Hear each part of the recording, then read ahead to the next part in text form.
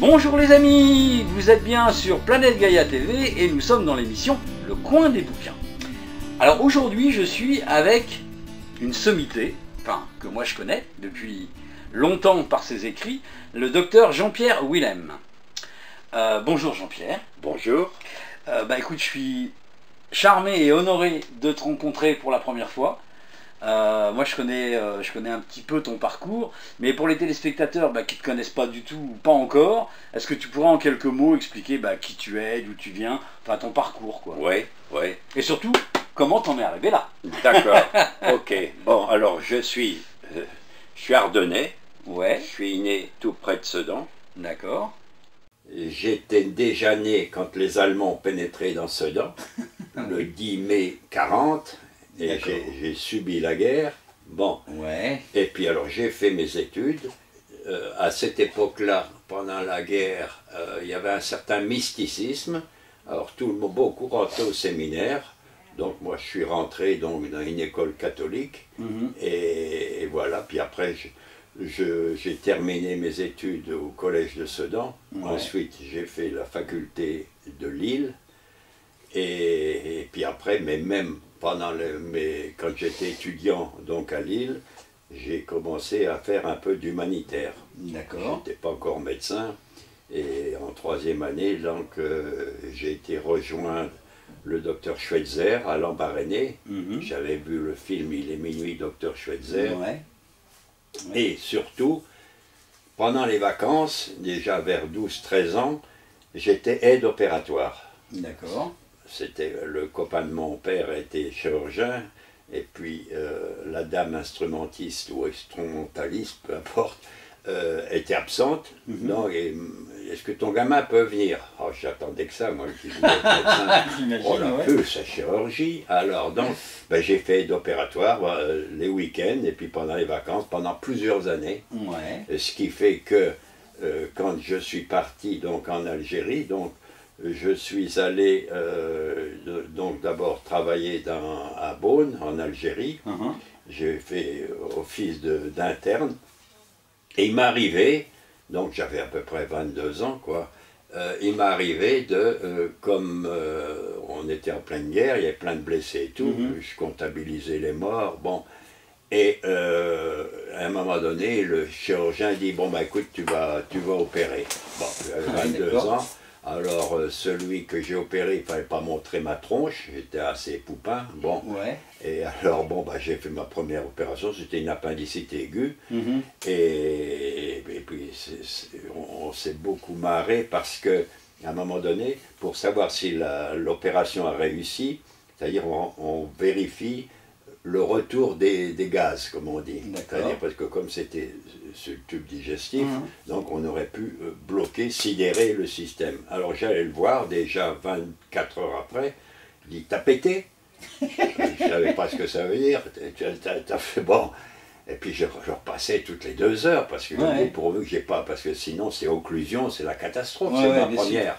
Bon, puis finalement, oui, ça y est, j'ai pété. Puis après dans la ville, on m'a appelé professeur t'as pété.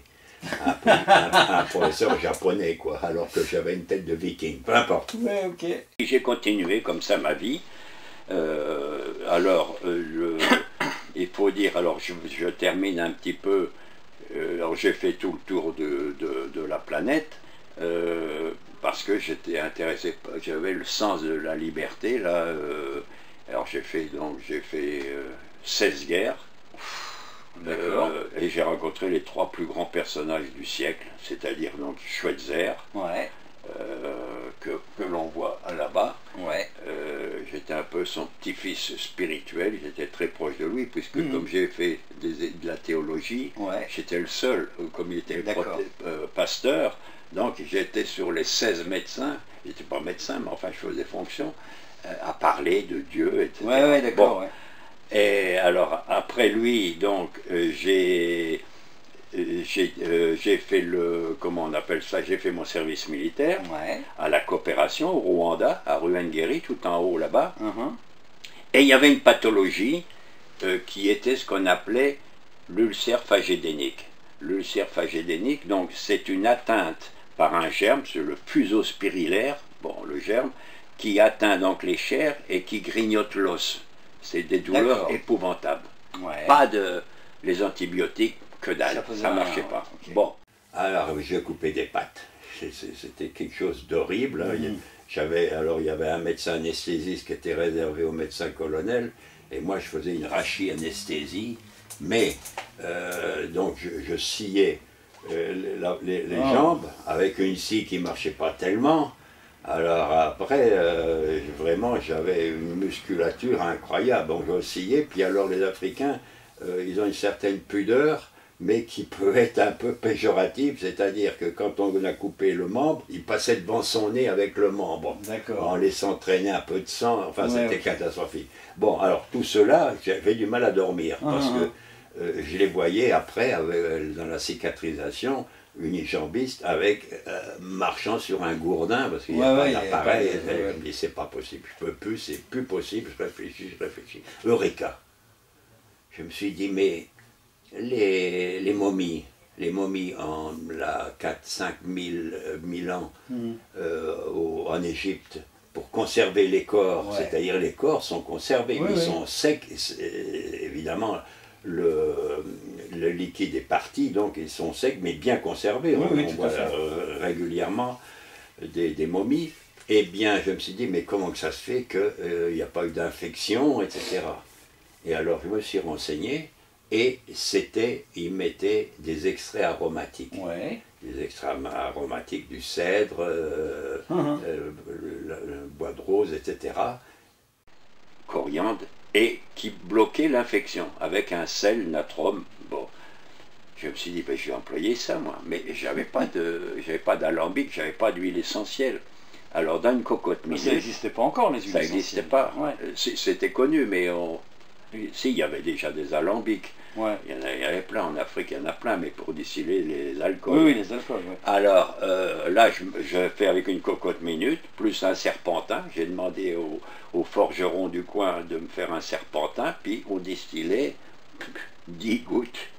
Mais ça me suffisait. D'accord. Alors je mettais sur la plaie, je mettais 2-3 gouttes tous les jours. Ah, c'était quoi?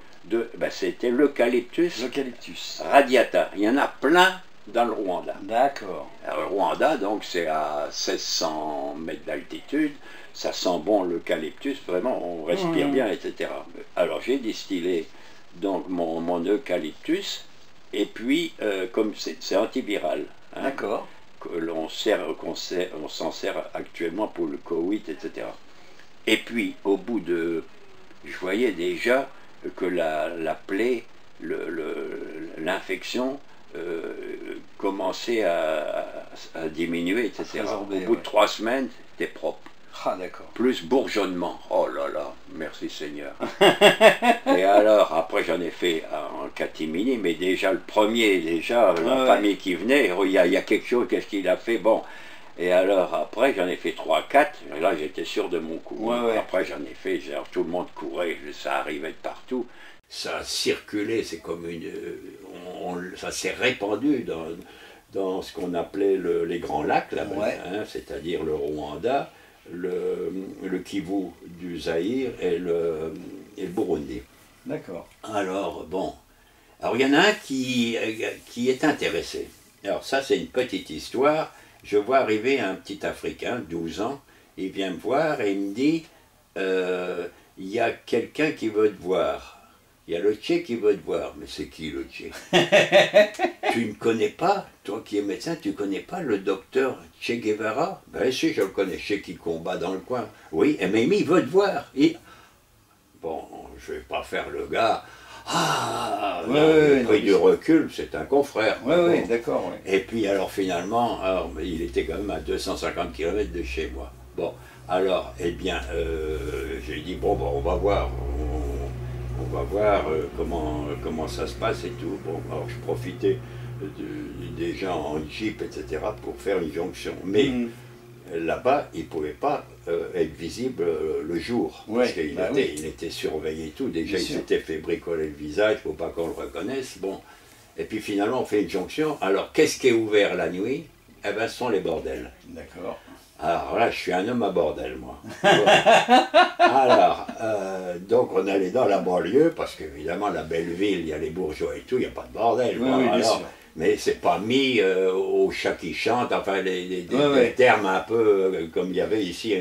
Alors, c'était des loupiotes. Alors, c'était telle rue, il m'a indiqué, quelqu'un venait par Motorola, on m'envoyait des messages, c'est telle rue, la 4e loupiote, etc. Et on changeait à chaque fois que je le voyais. D'accord. Alors voilà, donc, pour vous dire, pour introduire un petit peu le Che Guevara. Alors ça faisait le tour, tout le monde voulait me voir. C'est vrai qu'on a souvent tendance à oublier que le Che, le grand révolutionnaire, avant tout, il était médecin. Hein. Et il était médecin. Oui. Alors, donc c'était quand même un événement. Et à partir de là, pour moi, c'était miraculeux. Donc je suis comme rentré en religion avec cette approche des huiles essentielles. D'accord. Donc ça nous remonte à 1966. 66, d'accord. Et depuis, Che, il est mort en 67. Donc, et il voulait justement, puisque il était un peu déprimé, comme ça marchait pas beaucoup sa révolution, je lui remontais le moral, quoi. Alors, c'était moi, normalement c'était lui mon grand frère, on est en Afrique, le terme, il avait 10 ans de plus que moi, mais c'était moi le grand frère finalement. Il était là, puis il rigolait tout le temps, et à chaque fois que je sortais une ânerie ou je sais pas quoi, il me donnait l'accolade. Parce qu'on le voit comme un grand tueur, etc. Il était très affectueux à mon encontre. Je l'ai même fait pleurer une fois. D'accord. Et alors, donc il est parti, on s'est embrassé et tout, et puis comme je suis un peu voyant et tout, il me dit, il avait 28 qui l'attendaient là-bas, pour la Bolivie. Alors, et finalement, bon, ça a duré 1 mois et demi, quoi, mais face à 5000 hommes, dont 2000 de la CIA, il ne pouvait pas. Oui, bien sûr. Alors, il y a une petite histoire, c'est que il fallait quand même meubler nos conversations. Et alors, je lui ai dit, mais tu as quand même une figure christique. Ah, je te vois arriver, qui dit. Ah, je te vois. Ben, j'ai dit oui. Écoute, tu as attaqué les grandes banques. Etc. Et Jésus, lui, il a balayé les marchands du temple, marchands du temple, etc. Il a donné sa vie pour ceux qu'il aime, etc. Oui, mais ton Jésus, qui me dit, il est mort en croix. Eh bien, le Che, eh bien, on le retrouve en croix, sur une sorte de paillasse. D'accord. Et son corps a été lavé par une Marie-Madeleine. Local. Il y en avait 2, il y avait une directrice d'école et puis sur une histoire de lavandière, là, on voit son corps et on a oublié de fermer ses yeux, ce qui fait que il y a eu l'aspect cadavérique qui fait qu'on voit l'œil ouvert, bon, et alors il en croit. Et alors pour vraiment compliquer les choses, c'est qu'on a dû lui couper les mains, un peu comme on faisait avec les gorilles pour les... Quand j'ai vu sa photo, vraiment j'étais troublé, qu'on a envoyé pour reconnaître son corps. Bon, enfin, peu importe. Puis alors, je suis retourné à Cuba, où j'étais vraiment un des derniers à l'avoir connu. Alors, les gens font un transfert direct. Oui, bien sûr. Alors, j'allais le soir, il y a des petits groupes de chanteurs. Donc, j'y allais, puis alors on disait, c'est le copain de Che Guevara. Ah, j'étais accueilli, alors... j'imagine, Et les jeunes filles. Et j'avais quand même un âge où j'étais moins performant. Alors, donc, mais vraiment, c'est quelque chose difficile à vivre. Bon, mais on est venu pour les huiles essentielles. Alors, je continue un petit peu donc mon parcours. Et il y a en 60, déjà j'ai oublié, en 61, c'était donc toujours la guerre d'Algérie. Et alors, je me suis dit, il y avait les étudiants n'allaient pas à la guerre, et moi, à Sedan, j'ai perdu 3 copains, dont je me souviens du sous-lieutenant Rousseau, etc., qui étaient morts là-bas. Je me suis dit, quand même, on est des planqués. J'ai écrit au ministre de la guerre, et j'ai dit, j'aimerais bien qu'on y aille, les étudiants en médecine, pendant les vacances, pendant 3 mois. Alors, j'ai fait appel à l'armée qui nous a gérés. Alors, on est parti 93. Et on a travaillé dans les SAS, services administratifs spécialisés. C'est-à-dire c'est là où il y avait des dispensaires, etc., encadrés par des harkis, les fameux harkis. Bon. Puis c'est là où j'ai vu que, alors on avait chacun donc un poste à travers l'Algérie, puis moi on m'a mis un poste le plus difficile possible. Bon, enfin, c'est toute une histoire. Alors, mais je me suis rendu compte que mes étudiants en médecine, il y en a qui ne savaient pas faire d'intraveineuse. Ah ouais? Oui, bon, enfin, ça fait rien. La France était déplacée. Alors bon, on n'a jamais parlé de ça. C'est la première grande mission humanitaire qu'il y avait 93. Ensuite, donc, quand j'étais à Beaune, qu'on appelle la NABA maintenant, il y avait un professeur allemand est venu. Alors, je lui ai dit, écoute, je suis interne, je comptabilise les morts parce que les ambulances étaient des ambulances plates. J'ai dit, est-ce que tu peux nous payer des grandes ambulances? Alors il a demandé donc une subvention en Allemagne et on a eu 2 grandes ambulances où je faisais les perfusions et les réanimations puisque j'avais déjà un entraînement. Parce que beaucoup me disent, mais t'es pas chirurgien. Mais moi j'ai fait des milliers de comme ça. Donc c'est pour ça que j'étais capable d'opérer. Et toujours, je revendique que je ne suis pas chirurgien officiellement. Mais j'ai appris sur le tas. Bon. Et alors, donc, il nous a offert cela. Puis on allait en ville, on récupérait les gens blessés et tout.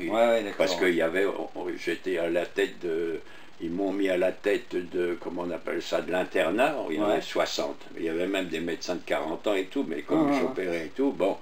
Et alors, j'ai appris à réanimer, etc. D'accord. Et c'est là qu'on a mis, j'étais comment on appelle ça, l'inventeur du SAMU. Mais c'était pas le SAMU à l'époque, c'était la réanimation en ville. Après, c'est devenu le SAMU. Le SAMU. Voilà. Parce qu'il faut bien préciser les choses. On dit, mais ça tombe de partout. Bon. Puis alors, comme je faisais le tour du monde, etc., chaque peuple a quand même des particularités. Tout à fait. Au niveau culturel, etc. Bien sûr. Alors comme c'est dit, j'ai pas les clés pour comprendre tout. Alors qu'est-ce que j'ai fait? Eh bien, j'ai été faire donc ma formation d'anthropologue à Bobigny. D'accord. Et puis je suis sorti major sur 80 avec une mention très bien. Et j'étais prof d'anthropologie à Bobigny, Paris Nord. Bon. Voilà un petit peu un parcours assez atypique. Oui, tout à fait. Mais enfin, c'est comme cela. Ma vie, c'était un long fleuve tranquille. Mais pas si tranquille que ça. Pas si. De temps en temps, il y avait du remous, il y avait des cascades. J'en ai connu, ça fait partie. Il y avait des stress de joie et des stress de tristesse, surtout au Vietnam. À un moment donné, j'étais chirurgien sur la piste Ho Chi Minh. Mais ça, il faut lire mon livre, des parcours incroyables. J'ai rencontré des personnages. Alors, ton livre qui s'appelle? Alors, c'était les mémoires d'un médecin pieds nus chez Albin Michel. Mais on me l'a bloqué parce qu'il ne faut pas que ma figure, comme je suis un peu assez atypique, et puis en plus que je manipule toutes les médecines alternatives, je devenais dangereux. Bien sûr. Parce que derrière, je ne le mets pas en haut. Il y avait Big Pharma. J'aurais dû dire il est là, mais enfin il est comme diabolique. Il y a Big Pharma. Bien sûr. Bon, et je suis encore gêné par là parce que j'ai été rayé de l'ordre, que j'ai jamais été à l'ordre. J'ai pas de cabinet. Ça c'est un bureau. Mais je vois arriver, je soigne les pauvres, je soigne un peu des stars, je soigne un peu tout le monde gratuitement. Alors voilà, donc je suis rayé de l'ordre. J'ai été condamné par le Conseil d'État, enfin comme un. Alors que j'ai fait aucune faute. Aucune faute, enfin ça c'est traité de charlatan par M. Michel Simès. Bon. Mais je continue ma vie, je fais mes newsletters, mon Instagram, etc. Disons que j'ai un contact de 2 millions de Français. Donc c'est un impact qui est très fort. Et alors je pense avoir sauvé beaucoup de gens avec mes huiles essentielles. Parce que j'ai fait... donc c'est moi qui suis allé à Ebola en Afrique quand les Américains sont allés donc d'un Boeing déguisé en scaphandre pendant une semaine et puis sont repartis sans rien dire. Alors en Afrique c'est quelque chose de terrible. On dit c'est les Blancs qui ont amené l'affaire et tout. Alors ça se situe à Kikwit, donc en Afrique, 450 000 habitants. Et j'ai le maire qui m'envoyait des fax, et on communiquait comme ça avec des fax, venez, etc. Bon, Finalement, l'évêque m'a envoyé, bon alors j'ai dit j'y vais, j'y étais avec des litres d'huile essentielle, d'origan, et comme c'était hémorragique d'hélicris, ça coûtait cher, etc. Bon, alors j'y suis allé, j'ai eu un accueil incroyable, mais Ebola, donc c'est une atteinte virale qui est un peu comme une grenade défensive dégoupillée. Ouais. Ça fait X morts, puis on n'en parle plus, ça s'arrête. D'accord. Très spécial. Bon, moi il y avait quelques trucs que je n'ai pu en sauver en périphérie, et depuis, bon, ça continue, Ebola, mais là-bas il y en a peu. D'accord. Parce que c'est interdit, même les gouvernements ne peuvent pas en parler de mes huiles essentielles. Oui. Oui. Alors, puis j'ai fait chikungunya, donc j'ai trouvé les huiles essentielles qu'il fallait, avec l'homéopathie, Eupatorium pour stopper la douleur, etc. En 4 jours, c'était réglé. Mais j'ai attendu 6 mois pour que l'on daigne... bon, comme j'étais copain avec Maître Vergès et que son frère était député communiste à La Réunion, parce que les 3 autres étaient contre. Encore actuellement, tous les députés sont contre les huiles essentielles, y compris les écolos. Écolos qui sont quand même pour la vie, une vie naturelle et tout, c'est ça que je comprends pas. Alors bon, je me débrouille avec tout ça, tant bien que mal. Oui, mais ça c'est de la politique. Parce que les écolos, on va dire, de base, ceux qui sont sur le terrain, ceux qui pratiquent, qui utilisent, ils sont tous pour les huiles essentielles. Oui, mais ils ne se manifestent pas, on voit que mon nom est bon. Mais parce que ce n'est pas des personnages publics, eux. Excuse-moi. Oui. Voilà. Alors, attends, je m'excuse, je te coupe. Avant d'aborder, alors bon, on est quand même là pour parler de ce bouquin-là, donc qui s'appelle Huile essentielle antivirale, la solution naturelle pour lutter contre les infections. Donc on va en parler, mais avant d'aborder le sujet de ce livre, donc qui est sur les huiles essentielles, je voudrais qu'on aborde très rapidement, puisqu'on fera une vidéo spécialement pour ça, mais qu'on aborde un peu les médecins aux pieds nus. Parce que c'est toi le créateur des Médecins aux pieds nus. Oui, je suis cofondateur de Médecins sans frontières, avec Kouchner à l'époque, parce qu'il y a eu dans une revue Tonus qui faisait appel à des médecins, parce qu'ils voulaient un peu se dégager de la Croix-Rouge. Bon, je ne sais pas pourquoi, parce qu'elle travaille bien, la Croix-Rouge, avec Kouchner. Et puis moi j'ai répondu, donc, et je suis parti, moi je suis parti au Vietnam, et eux sont partis au Biafra, etc. Alors, mais j'avais vu quand même les limites de la thérapie qu'on donnait dans, comment on appelle ça, avec Médecins sans frontières à l'époque. Bon. Et alors, c'était les produits chimiques, etc. Des fois, il y avait des ruptures. Bon. Et alors, je me suis dit, mais sur place, il y a quand même il y a des thérapies sur place. Il y a les tradipraticiens. Avant, c'était les sorciers. Maintenant, tradipraticiens qui connaissaient les plantes, etc. Pourquoi ne pas venir puis amener notre côté scientifique. Par exemple, il y avait Robolfia qui soigne un peu, il ne savait pas que ça soignait la folie. Bon, et je le rapprenais, mais il faut y aller très doucement. Alors, donc j'ai créé les Médecins sans frontières, Médecins aux pieds nus. Et alors pour cela, donc, j'ai créé, parce qu'il y a toute une formation, il faut apprendre l'ethnomédecine. L'ethnomédecine, c'est les médecines d'ailleurs, c'est-à-dire sur place, bon, le moringa, tous ces trucs-là. Et j'ai créé donc une faculté libre, parce que c'est les facultés, les autres, alors faculté libre de médecine naturelle, et j'ai ajouté et d'ethnomédecine. Et j'ai loué des salles à la Sorbonne. Donc j'étais vraiment au cœur, j'allais dire au niveau planétaire, de ce qui se fait le mieux dans l'enseignement. Bon, mais au bout d'un an, on m'a largué, fallait pas. Alors qu'on loue les salles, il y avait des gens qui venaient avec leur secte, etc. Mais j'ai été lourdé. Bon, et alors qu'est-ce que j'ai fait? Eh bien, j'ai été voir les religieuses, là, pas loin, près de rue de la Convention. Alors j'aurais dit, écoutez, je suis dans la rue avec venez. Alors j'ai enseigné donc dans un couvent. C'était bien. En plus, c'était des religieux, c'était 2 congrégations qui revenaient, qui avaient été missionnaires. D'accord. Donc on s'entendait bien. Concerné, bon. Et alors donc on apprenait. Alors je me suis dit, je vais créer aussi un enseignement de naturopathie, tant qu'on y était. Hein.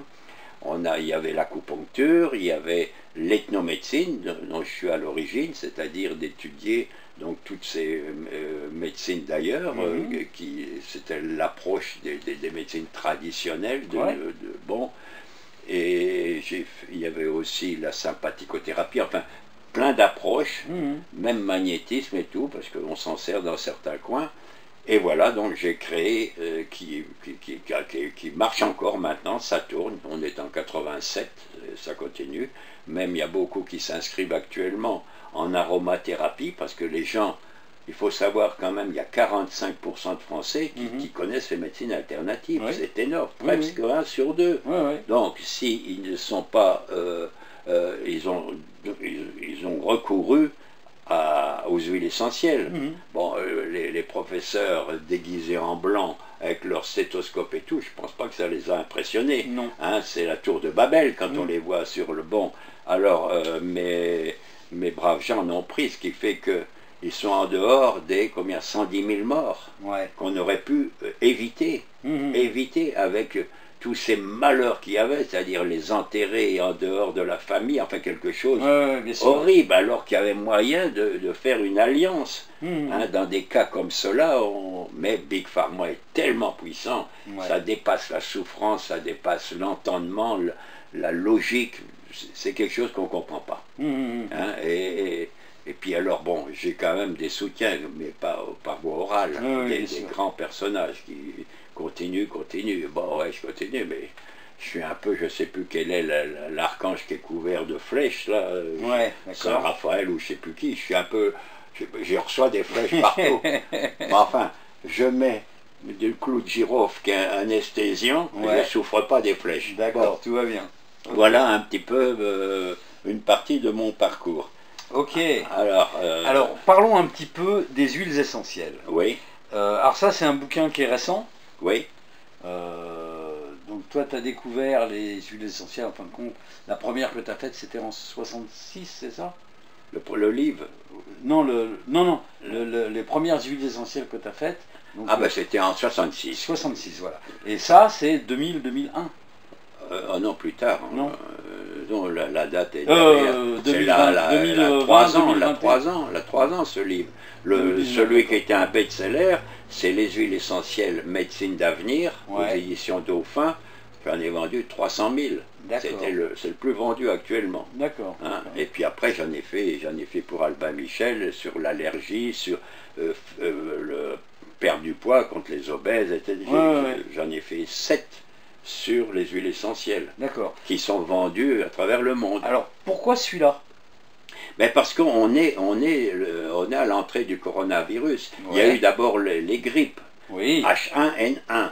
Bon, j'ai fait donc un petit livre sur la grippe H1N1, et alors après, donc, on a tout rassemblé, quand même une vue un peu plus académique sur les huiles essentielles, qu'est-ce que c'est, etc., qu'est-ce qu'on peut employer, quelles sont les limites, comment définit-on une huile essentielle, parce qu'il y a un classement à faire, il y a un minimum à connaître quand même. Hein.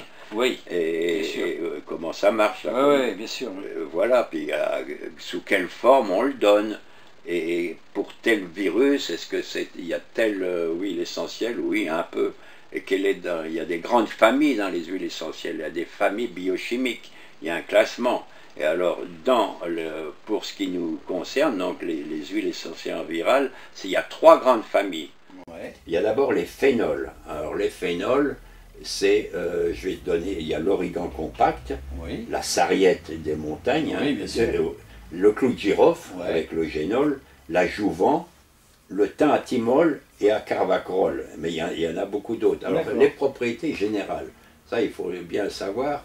D'abord, ça stimule l'immunité. Alors que tous ceux qui meurent, c'est qu'ils n'ont plus d'immunité. Tous les comorbides qu'on traite pour l'hypertension, pour le diabète, ils ont plein de médicaments chimiques. Les médicaments chimiques ne sont pas admis par notre organisme. Il ne les reconnaît pas. Ce sont des ennemis, des éléments agressifs. Alors comment réagit l'organisme? Il sollicite son immunité.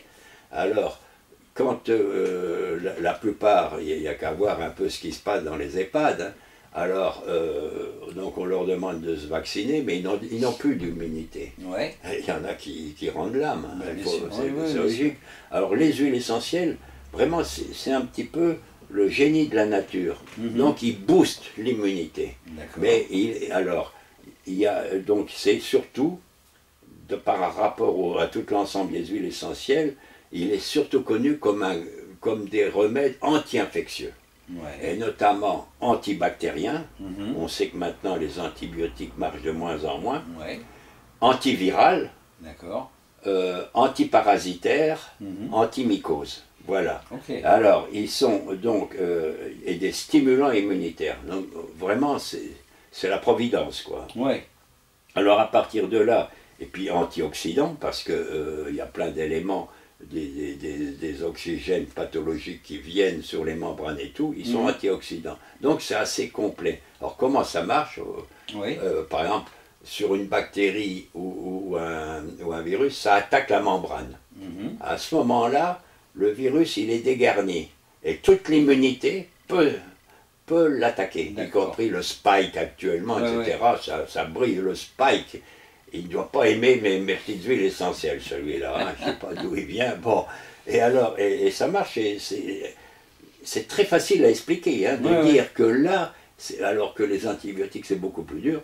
Donc, on met en évidence, il est dénudé, quoi. Alors, à ce moment-là, ben, il s'arrête, quoi. En plus, les antibiotiques, ça attaque le microbiote, et là, pas. Et ça restaure le terrain. C'est-à-dire, on a un terrain fragilisé et tout. Ça, le requin, c'est une histoire vraiment providentielle. Bon, l'Ecclésiaste disait, on a la nature à créer des produits, ce serait un scandale de ne pas les employer, c'est évident. Alors, donc, les phénols. Mais ils ont un inconvénient, ils sont dermocaustiques. Quand on ne peut pas le mettre sur la peau, il faut mettre une huile végétale, et ça passe. En plus, si on prend par exemple l'origan pendant 3 mois, le foie va en prendre un coup. Alors, voilà ce qu'on fait. On donne pas donc sur la peau, par voie orale, et on en donne massivement pendant une semaine. Et après, on donne les monoterpénols qui sont plus acceptés. Alors, je vais parler maintenant des monoterpénols. Il y a 3 grandes familles. Hein. Alors, les monoterpénols, je vais t'en citer quelques-unes. Bois de rose, qui coûte cher. Hein. Alors, on ne prescrit pas le bois de rose. Le lavandin, qui n'est pas cher du tout, c'est un hybride de lavande vraie et de lavande aspic. Et il y a la même fragrance, les mêmes effets que la lavande, mais c'est 3 fois moins cher. Et c'est ce qu'on voit beaucoup dans les champs, là où tu vois les Japonais qui se prennent en photo avec. Bon. Et c'est très doux, la lavande, on peut en donner aux enfants. Et puis en plus, c'est très complet, il y a 220 molécules. Une molécule, ça répond à un symptôme. Mais ça répond au même symptôme, il y en a peut-être 10 molécules. Il faut savoir qu'il y a, c'est entre 2 et 220 les huiles essentielles molécules. Il y en a 2 qui n'ont que 2 molécules, c'est le bouleau jaune et la gaultérie couchée. Dedans, il y a 99% de salicylate de méthyle. C'est un antalgique majeur, qui est supérieur à les difalgans, l'aspirine, etc. C'est là, il y a tout dedans, il faut se mettre à l'écoute. Alors, bois de rose, lavandin, alors il y a 4 thym, parce que le thym, il faut savoir, comme l'eucalyptus, il y en a 200 variétés, hein, il y en a un paquet, hein, et toutes ne sont pas odoriférantes, donc on ne va pas les exploiter. Alors le thym à linalol, le thym à géraniol, le thym à tujanol, et le thymus, parce qu'on parle en latin, sarurietis, c'est une rare qui est contre les maladies auto-immunes. Parce qu'il n'y a pas, dans la médecine classique, il n'y en a pas, ça ne marche pas, il y en a mais il ne marche pas, dans les maladies auto-immunes. Il faut savoir qu'on s'élargit un peu par rapport au virus, mais enfin, il faut savoir qu'il y a 46 maladies auto-immunes. Bon, on connaît la thyroïde d'Hashimoto, le BASDO, on connaît la polyarthrite rhumatoïde, enfin il y en a 47. Il y en a 47 et il n'y a pas de thérapie. Et j'en ai mis une au point, donc il y a ce thym saturéoïde et on a le cispladanifère. Ça, c'est précieux. Le cyste danifère, qui, c'est quoi? Le maladie auto-immune, c'est une explosion de l'immunité. Une explosion. Alors, il faut resympathiser tout cela. Ouais. Je fais un peu des métaphores, parce que c'est trop long à expliquer. Ça resympathise tout cela. C'est un produit que j'ai mis au point, ça s'appelle l'immunorégule. Donc j'ai mixé 2 huiles essentielles, plus il y a 2 stérols à des diffusions différentes. Bon, mais les douaniers sont venus, et puis ils ont bloqué mon immunorégule, qui marche bien. Alors voilà un petit peu. Et alors il y a le titri, que l'on trouve, je crois, en Nouvelle-Calédonie, on en trouve avec l'ilang. Le titri, c'est l'arbre à thé. Oui, hein, l'arbre à thé. L'arbre à thé. Le fameux arbre à thé, oui. Le Ravinsara. Oui. Alors Ravinsara, il est très connu, c'est un anti-infectieux majeur qui est bien supporté, puisque les monoterpénols, il n'y a plus les effets violents, ils ne sont plus dermatocaustiques, et ils sont beaucoup plus agréables à prendre, ils ont moins d'effets, ils sont moins percutants que les phénols, ça c'est évident. Hein.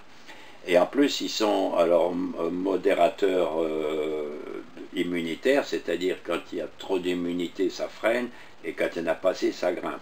Et ils sont neurotoniques, en plus, les monoterpénols. D'accord. Alors, il y a l'eucalyptus radié, donc Ravinsara, eucalyptus radié, et mentholé, et la lavande vraie. Alors, parmi les derniers monoterpénols, j'en ai 2, dans lequel je me sers pour traiter le Covid. Maintenant, on s'est mis d'accord. À peu près, tous les gens me parlent, ils le savent de tête. Hein. Il y a d'abord l'huile essentielle de radier, l'eucalyptus radié, qui, lui, uniquement jugule tout ce qui est infectieux du carrefour ORL, en haut. Donc ça, qu'est-ce qu'on fait? En inhalation, ou alors on peut en mettre pour potentialiser sur les poignets. Alors, l'eucalyptus radié, c'est le nez. Le globulus, c'est les bronches. Parce que quand il y a la grippe, quand la grippe ne reste qu'au niveau du nez, c'est rare, mais quand elle plonge et qu'il n'y a pas de terre, on meurt parce que ça va attaquer. Donc, mais là, le globulus, il règle les deux. Alors, Ravinsara, lui, c'est standard, donc c'est un antiviral standard, mais très puissant. Moi, je mets le laurier noble, on peut mettre la jovan, le titri, enfin, mais l'essentiel, donc, c'est les premiers. Et voilà, on peut déjà rester dans les monoterpénols. Et la troisième catégorie, c'est les aldéhydes, dont la molécule centrale, c'est la cinnamaldéhyde. Alors, tu dois connaître la cannelle. Oui, bien sûr. Hein? Bon, notre fameuse cannelle, Cinnamomum verum, etc. Alors, il y a la cannelle de Chine, il y a la cannelle du Ceylan et la cannelle du Vietnam, qui est l'oreiller en latin, peu importe. La meilleure, c'est Ceylan. D'accord. Bon, là, comme on m'a demandé d'aller enseigner en Chine, je ne vais pas leur dire que c'est la plus mauvaise. Oui, d'accord. Je ne vais pas tricher non plus. Hein. Non. Je vais dire, bon, voilà. Alors, l'aldéhyde, voilà. Et alors, dans les aldéhydes, il y a aussi l'eucalyptus polybracté et le niaouli. Le niaouli, donc, on connaît alors, ils sont un peu dermocaustiques. Voilà, grosso modo, donc, mon schéma, donc, pour soigner Et ça, on le retrouve dans le bouquin. Ah oui, bien sûr. Puis alors, je donne aussi, parce qu'il y a la dengue qui est actuellement installée. La dengue, elle est maintenant à l'île de la Réunion. Hein. Donc, les gens se souviennent de moi, je sais pas, 30 ans, et ils me disent, venez, il y a la dengue. Bon, puis officiellement, alors que je suis rayé de l'ordre, alors que je ne suis pas, on m'a demandé, comme je suis chirurgien, d'aller coiffer le Covid à l'île de la Réunion, donc de faire les réanimations, etc. Mais j'ai plus la force d'y aller, puis c'est la mort pour moi. C'est-à-dire que je vais être en contact de 3 mois, puis je ne veux pas partir tout de suite. Oui, t'as pas parce que je reste ici, et puis il y a du boulot ici. Oui, bien sûr. Voilà un petit peu. Là maintenant, tu as vu, j'ai fait le tour donc des 3 grandes familles avec des noms que vous connaissez déjà. Sarriette, Sarriette, c'est plutôt un impact digestif. Hein. Chacun a une petite particularité. Tout à fait. Alors, l'huile essentielle, c'est bien, on en trouve partout. comment est-ce qu'on choisit son huile essentielle? Parce que il y a, sans vouloir être méchant, mais Oui. il y a quand même à boire et à manger. Hein. Ah oui, oui. Ben, il y en a qui trichent. Quand c'est très cher, comme le bois de rose, on met autre chose qui s'en rapproche. Hein. D'accord. On mettrait même, je sais pas, il doit y avoir pour la pâtisserie, Ah ouais. Alors ils sont capables d'en mettre. Hein, Oui, mais il y a un appareil qu'on appelle le spectrophotogramme, on voit exactement ce qu'il y a dedans. On le voit, hein, il y a les diagrammes, on ne peut pas tricher. Mais alors il y en a, il y a une, je n'ai plus le nom. Alors attends, moi j'y connais rien. Oui. J'ai lu ton bouquin, j'ai trouvé ça génial. Je veux me soigner avec les huiles essentielles. Ok. Qu'est-ce qu'il y a comme marque sérieuse où je vais pouvoir me fournir les marques, il faut que ça soit bio le plus possible. Et on en a de plus en plus. Maintenant, ils le mettent. Hein. Ouais. Il y a, je sais pas, à Roma, je ne sais plus, qui sont rue des Écoles, c'est plein. C'est plein. Les gens courent. Or, on dit que ça n'existe pas, les huiles essentielles, c'est inefficace. Les gens... oui, non, mais c'est... Et il y en a, on parlera, il y en a une qui est miraculeuse pour retrouver la mémoire, mais on parlera peut-être sur Alzheimer, que j'ai découvert. Alors là, tout le monde en a pris, les étudiants en ont pris, et on récupère avec cette huile essentielle, on récupère la mémoire en 1 mois. Et ça, on ne peut pas dire, tu n'as plus de mémoire, tu retrouves ta mémoire, on ne peut pas dire, c'est... Hein. Alors ça commence comme ça, alors bon... Et alors, mais si on me fait moins de misère, si on me faisait moins de misère, mais je leur dis, hein, je suis pas déprimé. Oui, non. Je suis pas déprimé. Bon, mais il faut lutter. Il faut lutter, et il en faut. Et voilà. Puis je continue à travailler parce qu'on ne sait pas tout. Les huiles essentielles, on découvre tiens, que c'est surtout par exemple au niveau des mycoses, il y avait des huiles essentielles. Parce qu'au départ, on a mis un peu n'importe quoi. Alors, il y a beaucoup de livres qui remettent ces formules, qui ne correspondent plus à rien. Parce que nous, on travaille, on sait quand on prescrit et tout, on a le feedback, on sait si ça marche ou pas. C'est pour ça que c'est quand même authentique par rapport à... une concierge peut faire un livre. Tous les éditeurs en veulent. Alors, vous avez les infirmières qui en font, qui n'ont pas la formation, les pharmaciens à la rigueur, bon, et un peu tout le monde. Mais non, c'est sérieux, il faut étudier, il y a des effets secondaires. Je me souviens, moi, j'ai envoyé quelqu'un en collapsus avec une goutte d'hysope. Une goutte d'hysope est tombée... D'accord. Eh oui. Enfin, on peut tomber dans les pommes presque avec l'eau. Oui. Hein, ça s'appelle son iatrogène, c'est-à-dire des effets péjoratifs. Et le plus péjoratif de produits chimiques, c'est le vaccin. Mais si les gens, comme j'ai mis, parce qu'à un moment donné, je me suis dit, si les gens ne prennent pas d'huile essentielle, ça va jamais stopper cette histoire. J'ai dit, écoutez, faites-vous vacciner, mais ça va être un acte altruiste, presque patriotique, hein, et vous allez en subir et on va faire une immunité collective. Hein, au moins, faites cela. Alors là, tous mes lecteurs, Docteur Willem, qu'est-ce qui vous arrive? Vous êtes devenu fou, vous parlez du vaccin. Mais non, il faut être sérieux, quoi. Le tout, c'est d'enrayer, de stopper cette histoire, parce qu'en septembre, on va remettre ça. Et puis, exiger d'être vacciné, il y a quand même pas mal de morts, quand même, dans les EHPAD. Et alors, il y a quand même... on n'est pas transparent. Il faut savoir que dans tout le monde sait qu'on n'est pas transparent. On invente des choses, etc. Surtout là, on préconise d'aller se faire vacciner, mais il y a des effets secondaires. Et pourquoi solliciter les jeunes? Ils ont déjà subi 12 vaccins, hein, et ils sont en homéopathie, ce qu'on appelle la psychose. C'est-à-dire que tous les émonctoires sont bloqués. Alors tous les émonctoires sont bloqués, et puis il suffit de voir si vous êtes en psychose, vous pincez là, mais quand le pli il est très épais, c'est la psychose. Hein? Alors là, moi, non, j'y échappe. Hein. Là, c'est comme une peau de fesse, c'est voilà. Hein? Donc, mais d'autres, vous avez des femmes là qui sont là, alors qu'il y a deux. Non, t'es bon. Non, tu bois pas trop d'alcool, non, ça va. Bon, enfin, je suis pas ton médecin. Et alors, Donc, mais il y a un traitement en homéopathie, c'est dans mon livre. J'ai fait un livre qui s'appelle, comment on appelle ça, je retrouverai le nom chez Dangle, je ne sais plus, je fais le tour de tous les produits toxiques. Tous les produits toxiques, ce qui fait que les gens font du nomadisme médical parce qu'ils sont où ils ont pris ils ont des métaux lourds. Ouais. Alors je leur préconise d'aller en face, il y a un sauna japonais sec avec des pierres précieuses et tout dedans. Et on voit sur la serviette blanche des taches noires. C'est-à-dire que les métaux lourds sortent. Donc les gens sont quand même impressionnés. Parce qu'autrement, la chlorelle, etc., c'est du pipi de chat. Tout ça, c'est difficile à sortir, alors que il suffit d'y aller, là, dans ma petite rue beurrée, et les gens sont heureux. Hein. Et ça, c'est de la médecine, comme toi, tu es guérisseur, tu connais quand même, tu as quelques petites techniques, etc. Oui, bien sûr. Si ça ne marche pas, tu ne vas pas le prendre.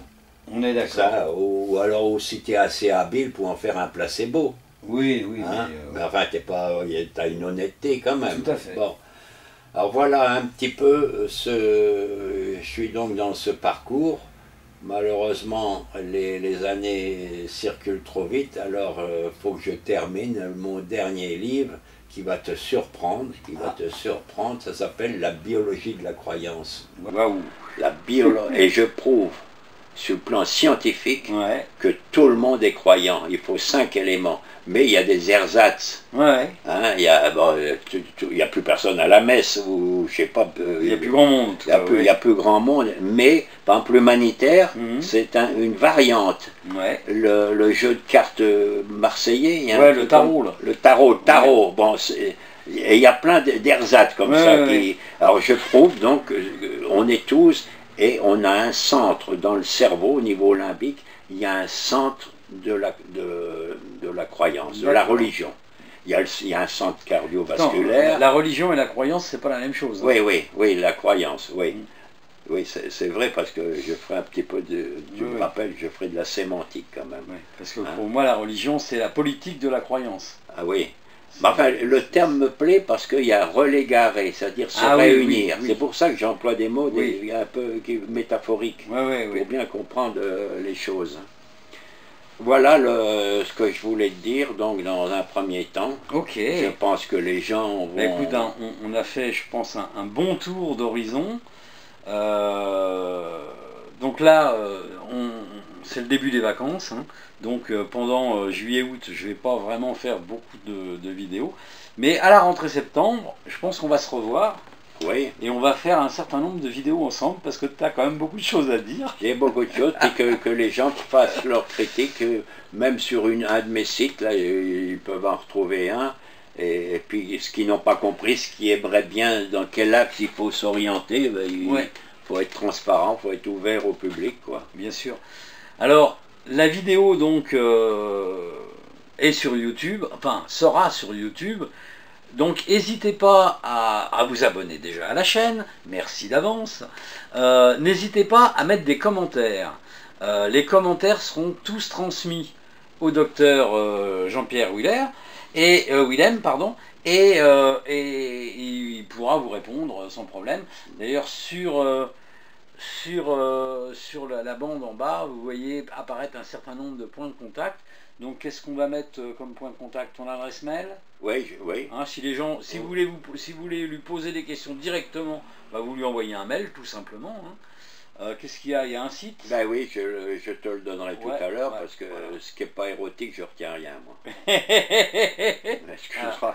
Donc vous avez tous les éléments de contact en bas de la vidéo. Donc n'hésitez pas à mettre déjà liker, c'est important, hein, faites des commentaires. Faites des commentaires généraux sur la chaîne, mais faites des commentaires avec des questions directes pour Jean-Pierre. N'hésitez pas, on vous répondra. Et surtout, n'hésitez pas à nous soutenir, puisque vous savez que sur YouTube c'est complètement gratuit. Mais si vous voulez nous aider pour continuer à tourner d'autres vidéos, on a créé une plateforme de financement. Donc n'hésitez pas à aller déposer 1, 2, 3 euros, 10 euros, 1 million d'euros. N'hésitez pas, ça sera le bienvenu, ça nous aidera.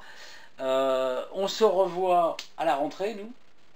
D'accord. Pour terminer, est-ce que tu aurais un message, un conseil, quelque chose à dire à nos téléspectateurs? Alors j'aimerais bien, j'ai évoqué, enfin c'est un épisode douloureux, quand vous avez quelqu'un de cher qui est disparu, que vous n'y avez pas rendu un dernier au revoir, etc., pour que ça ne se perpétue pas, que vous fassiez passer le message. Hein, vous connaissez au moins 10 personnes pour leur dire, mais attention, il y a les huiles essentielles, si jamais par malheur vous chopez ce Covid, vous n'êtes pas mort, vous pouvez être sauvé. Vous retrouvez la formule dans mon livre, vous pouvez être sauvé, et vous faites une œuvre de bienfaisance, et il est mis, je ne sais plus, ça doit être dans la religion juive ou musulmane, si vous sauvez un être, vous sauvez la planète. C'est vrai. Alors, sauvez la planète, au double jeu, hein. La vraie planète est selon mon allégorie. Alors, le livre est édité chez Guy Trédaniel, donc n'hésitez pas, procurez-vous-le, parce que c'est une mine, c'est un trésor, il y a vraiment plein de choses intéressantes. Moi je ne suis pas un grand spécialiste des huiles essentielles et de l'aromathérapie, mais il y a des choses qui sont vraiment indispensables, quoi. Ah ouais. Au jour d'aujourd'hui, on en a besoin. Il faut savoir, j'ai oublié de dire, qui est essentiel. On peut soigner tous les virus, enfin toutes les pathologies, sauf l'HIV, sauf le sida. Hein, que je le dise, parce qu'on m'a reproché de dire qu'il soigne même le sida. Ouais, non, c'est pas vrai, mais on améliore le terrain, et on potentialise le traitement avec la trithérapie. Ça se potentialise parce qu'on restaure le terrain. Mais il n'y a aucune huile essentielle qui peut tuer HIV. Oui, d'accord. Là, je suis désolé, enfin, peut-être qu'un jour, il y aura une éclaircie, quelqu'un va en trouver une, parce que le monde est immense, et que la nature est ouverte à tous. Peut-être qu'un jour, on va débloquer la situation. Peut-être, faut l'espérer. Ok, ça sera le mot de la fin. Chers amis, vous êtes toujours sur Planète Gaïa TV. L'aventure va se terminer maintenant. Et je vous dis à très vite pour des prochaines aventures. Et belles vacances. Et belles vacances. Merci Jean-Pierre. Merci à toi. Voilà les amis, l'émission est maintenant terminée. Alors j'espère que ça vous a bien plu. N'hésitez pas à faire un j'aime, le pouce vers le haut, de façon à nous montrer que vous êtes satisfait.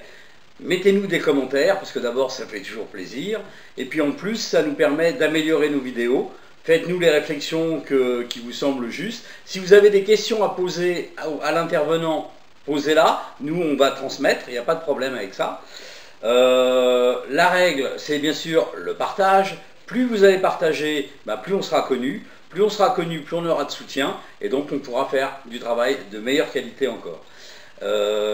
N'hésitez pas à aller sur la plateforme Tipeee, l'adresse est en dessous de la vidéo.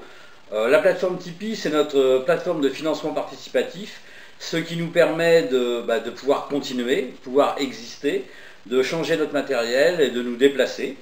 Donc vous pouvez faire un don de 1 euro à, je sais pas moi, 1 million d'euros, si ça vous fait plaisir, d'une manière mensuelle, donc avec un engagement, ou d'une manière ponctuelle, c'est-à-dire juste une fois. Plus on aura de sous de votre part, plus on aura un budget prévisionnel conséquent, et donc plus on pourra prévoir de vidéos. On pourra prévoir aussi de changer notre matériel, encore une fois, de façon à avoir un matériel encore plus performant. Actuellement, on sort une vidéo par semaine, tous les lundis. Et là, le but de cette année, c'est progressivement d'arriver à 2 vidéos, donc une autre le jeudi. Donc vous allez voir apparaître des nouvelles vidéos de temps en temps, mais de plus en plus souvent le jeudi, donc pour arriver à 2 vidéos. Pour ça, on a besoin de vous, parce que sans vous, sans votre argent, qui est le nerf de la guerre, malheureusement, on ne pourrait pas exister. Donc je vous remercie d'avance pour votre soutien, et je vous dis à bientôt pour de prochaines aventures. Au revoir.